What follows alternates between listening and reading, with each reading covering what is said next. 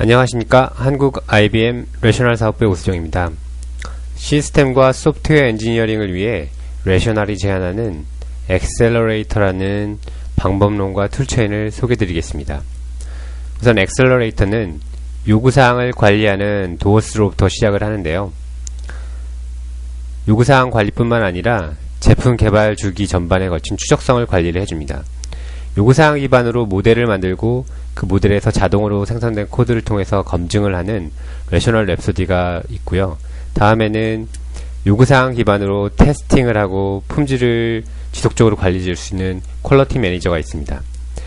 이 세 개의 툴을 전반적으로 관리하면서 작업을 관리해주는 레셔널 팀 컨설트라는 것이 있는데 애자일 기반으로 되어 있습니다. SS의 엑셀러레이터의 데모는 기본적으로 4명의 참여자가 있습니다. 프로젝트 매니저인 피터와 요구사항 관리자인 수잔, 개발자이자 아키텍트인 존, 그 다음에 테스터인 토니가 구성되어 있습니다. 우선 프로젝트 매니저인 피터가 자동 연료 검침이라는 ALM 프로젝트를 생성하는 것부터 시작하겠습니다. RTC는 보기와 같이 다양한 프로세스 템플릿을 제공하는데요. DO178B나 ISO 16162도 그 한 예제라고 할 수 있습니다. 다음은 이러한 방법론에 필요한 프로젝트 참여 인원과 각각의 롤을 할당하는 작업이 필요한데요. 이렇게 수잔처럼 리퀘어먼트 엔지니어에 필요한 그런 프로세스 역할을 할당을 받을 수 있고요.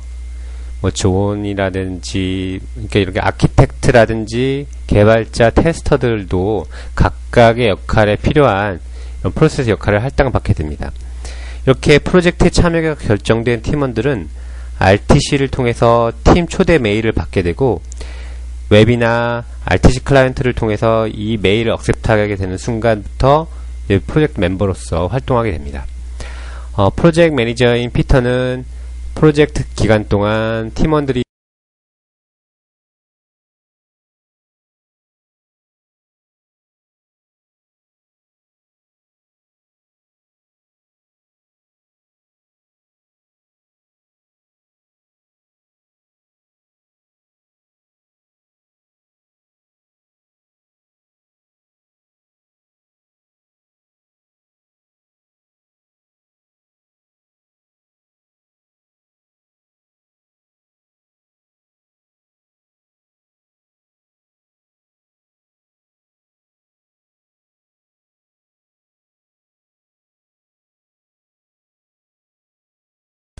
다음은 요구사항 엔지니어인 수잔의 작업으로부터 시작하도록 하겠습니다.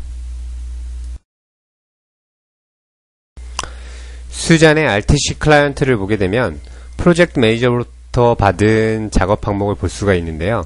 이렇게 자동 연료 검침이라는 프로젝트를 열어서 자기로부터 할당된 그 워크 아이템을 확인을 합니다.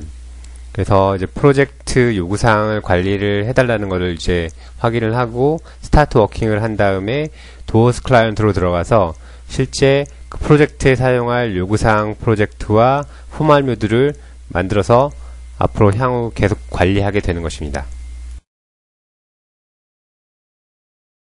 프로젝트 요구사항으로부터 작업 항목을 등록하고 관리하는 프로젝트 매니저 피터의 모습을 보여드리겠습니다. 도어스에 등록된 요구사항별로 RTC의 타스크를 할당하는 방법을 보여드리겠습니다. 이렇게 구현 요청 추가를 통해서 요구사항을 RTC에서 구현을 해달라고 요청을 할 수가 있고요. 반대로 구현자를 통해서 이제 RTC로 트레이싱이 되고 RTC에서는 링크를 통해서 요구사항과 연결을 시킬 수가 있습니다. 이렇게 이제 양방향 추적성이 확보가 되는 것입니다. 요구사항 관리자인 수잔이 SA 모델을 생성해서 요구사항을 검증하는 모습을 보여드리겠습니다. 초기 스테이크홀더 요구사항에 대한 수집을 마친 수잔은 이를 레셔널 랩소디로 받아서 요구사항을 구체화하고 검증하는 절차를 수행합니다. 이렇게 이제 랩소디 프로젝트를 생성하게 되고요. 랩소디 프로젝트는 C, C++, 자바 타입으로 만들 수가 있습니다. 이렇게 자바나 C, C++를 선택할 수가 있고요. 또한 다양한 프로파일을 통해서 도메인 스페시픽한 모델링을 할 수가 있습니다. CSML, 도데프, 오토사 이런 모델링을 할 수가 있고요. 이렇게 요구사항 인풋 모듈을 통해서 도어스를 지정해서 도어스의 요구사항을 랩소디로 가져오는 작업을 수행하게 됩니다. 요구사항과 작업 항목, 모델 요소 간 추적성을 관리하는 모습을 보여드리겠습니다. 이번 단계에서는 랩소디로 임포트된 요구사항을 도어스의 요구사항이나 아니면 모델 요소와 추적성을 연결하는 모습을 볼 수가 있는데요. 우선 이렇게 모델 요소 간의 내비게이션도 가능하고 추적성 정보를 통해서 도어스의 요구사항을 이렇게 역추적해서 볼 수도 있습니다. 반대로 도어스에서 랩소디로 이제 그 요구사항에서 모델까지 추적이 가능하고요. 이렇게 모델 요소를 볼 수가 있고 또한 내비게이션 기능을 통해서 이 모델이 브라우저에 어디에 있는지를 볼 수가 있고 이 모델 요소가 코드에서 어떻게 구현이 됐는지도 바로 볼 수가 있습니다. 이렇게 파일 단위로도 볼 수 있고 펑션이나 어트리뷰트 단위로도 추적성이 가능합니다. 다음은 아키텍트인 존이 여러가지 툴을 사용해서 모델을 검증하는 모습을 보여드리겠습니다. 설계 초기에 시스템의 성능을 예측할 수 있다면 구조를 잡고 기능을 구현하는 데 더 도움이 많이 되겠죠. 랩소디와 연동하는 잉크론이라는 툴을 통해서 이러한 기능을 제공할 수 있습니다. 우선 랩소디 모델을 통해서 실제 시스템의 액티비티가 이렇게 구현이 되어 있으면 그것을 태스크 다이어그램으로 이렇게 매핑을 시킬 수가 있습니다. 이렇게 이제 그런 태스크들이 또 CPU에 이제 각각 이렇게 할당이 되는 모습을 표현을 할 수가 있고요. 이런 모습들이 이제 버추얼 플랫폼으로 이제 매핑이 되는 것이고 이렇게 해서 랩소디에서 자동으로 잉크론 프로젝트가 생성이 됩니다. 그래서 랩소디 프로젝트 폴더에서 아웃풋 폴더로 가게 되면 잉크론 프로젝트가 이렇게 생기고 잉크론 프로젝트를 열게 되면 이렇게 랩소디 정보가 버추얼 플랫폼으로 이렇게 매핑이 된 걸 보실 수가 있습니다. 그러면 이 버추얼 플랫폼 상에서 시뮬레이션을 돌릴 수 있는 시나리오를 이렇게 이제 다양한 형태나 레이스의 인풋으로 지정을 할 수가 있고 이렇게 되면 이제 실제 이게 테스트 시나리오가 되는 것이겠죠. 이렇게 이제 인풋 레이스를 지정을 하고 25ms으로 이제 컴포트로 이제 인풋이 들어온다고 가정을 하고 지정을 하는 겁니다. 이렇게 해서 저장을 하고 시뮬레이션을 돌리면 이제 실제 런타임으로 이렇게 인터럽트에 의한 타스크 스테이터스의 변화들 그리고 실제 엔드-투-엔드 퍼포먼스 등에 대해서 시험을 해볼 수가 있습니다. 그러니까 이렇게 실제 태스크가 수행된 전체 시간을 볼 수가 있고요. 이게 실제 런타임 상에서 OS나 CPU를 모델링해서 진행하는 것이기 때문에 실제 시스템에서 돌리는 것과 거의 유사한 퍼포먼스 예측이 가능하고요. 그렇기 때문에 타이밍 크리티컬한 어플리케이션의 성능 예측에 굉장히 유용하게 쓰이고 있습니다. 이렇게 전체적인 딜레이나 태스크 간 아니면 이벤트 시작에서 끝까지의 딜레이를 이렇게 측정해 볼 수 있고 이렇게 통계치도 볼 수가 있습니다. 랩소디는 마찬가지로 시뮬링크와 연동해서도 이제 시뮬레이션을 하고 개발을 할 수가 있는데요. 이렇게 보여지는 시뮬링크 모델을 랩소디 클래스에서 임포트해서 사용할 수 있습니다. 이렇게 시뮬링크 블락으로 지정을 하고 다음에는 시뮬링크 모델과 시뮬링크에서 제너레이트된 코드가 있는 폴더를 이렇게 지정을 하게 됩니다. 이렇게 모델 파일이 있는 곳을 지정을 하고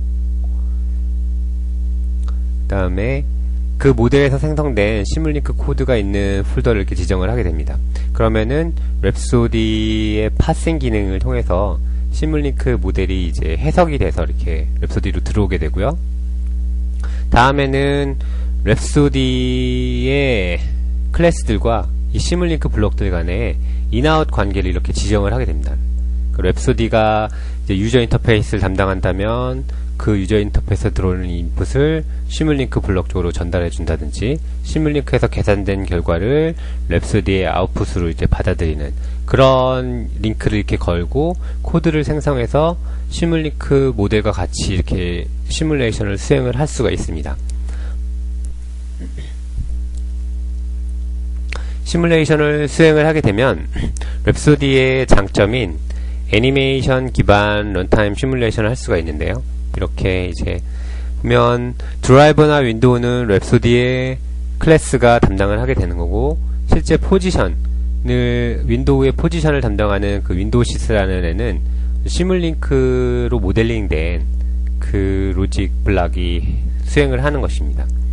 이렇게 이제 지금 보여주는 GUI 환경은 랩소디의 웹어파이 기능을 통해서 제공이 되는 것이고요. 지금 보여드리는 시퀀스 다이어그램은 랩소디의 애니메이션 기능을 사용한 애니메이티드 시퀀스 다이어그램입니다. 지금 보여드리는 것은 랩소디가 이제 애니메이티드 스테이트 차트 기능을 통해서 실제 시스템의 스테이트 변화를 보여드리는 것을 이제 알 수 있습니다. 이렇게 완료된 랩소디 모델은 바로 실행하여 검증해 볼 수 있습니다. 이는 모델을 기반으로 러닝할 수 있는 코드가 바로 생성돼서 타겟 상황에 맞게 빌드할 수 있는 어댑터들과 같이 제공되기 때문인데요. 이렇게 이제 빌드가 완료가 되면 실행이 되고, 랩소디 애니메이션 기능을 사용하고 이렇게 패널 다이어그램을 통해서 이제 애니메이션을 좀 더 시각적으로 할 수가 있습니다. 이렇게 애니메이티드 액티비티 다이어그램을 통해서 실제 시스템에 동작하는 거를 같이 실제 상황하고 똑같이 이렇게 시뮬레이션 해보는 겁니다. 이거는 실제 러닝하는 코드를 가지고 하는 거기 때문에 신뢰성이 높고 타겟에 바로 적용할 수가 있다는 장점을 볼 수가 있습니다.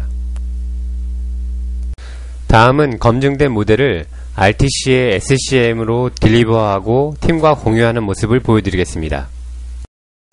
이제 검증까지 완료된 모델과 코드를 RTC의 SCM 쪽으로 딜리버하여 전 팀원이 공유할 수 있도록 하겠습니다. 이렇게 변경된 내용은 보류 중인 변경 사항으로 관리가 되고요.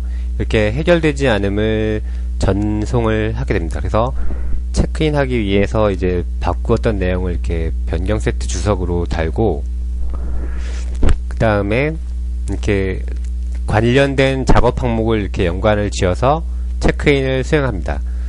그런데 지금 예제에서는 이거를 체크인하기 전에 관리자로부터 승인을 받아야 되는 그런 프로세스 제약이 지금 있는 거고요.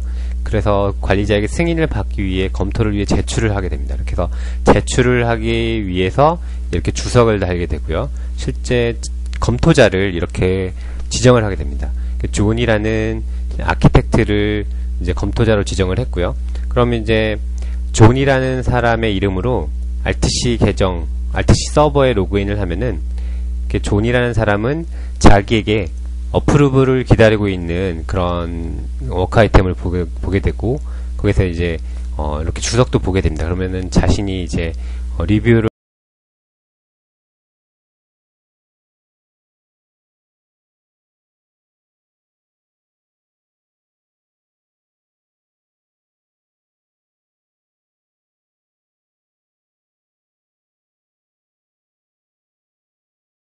마지막으로 모델과 코드를 검증하고 검증 시 발견된 문제를 디펙으로 관리하는 RQM의 모습을 보여드리겠습니다. 이제는 완료된 모델과 코드를 테스트하기 위해서 품질 관리자인 토니가 관여하게 됩니다. 토니는 프로젝트 대시보드를 통해서 자신에게 할당된 테스트 일정 사항을 이처럼 확인을 하고 그 작업 항목에 링크된 테스트 케이스로 이렇게 이동을 하게 됩니다. 그러면 이제 퍼스펙티브가 RTC에서 RQM으로 이렇게 바뀌게 되고요.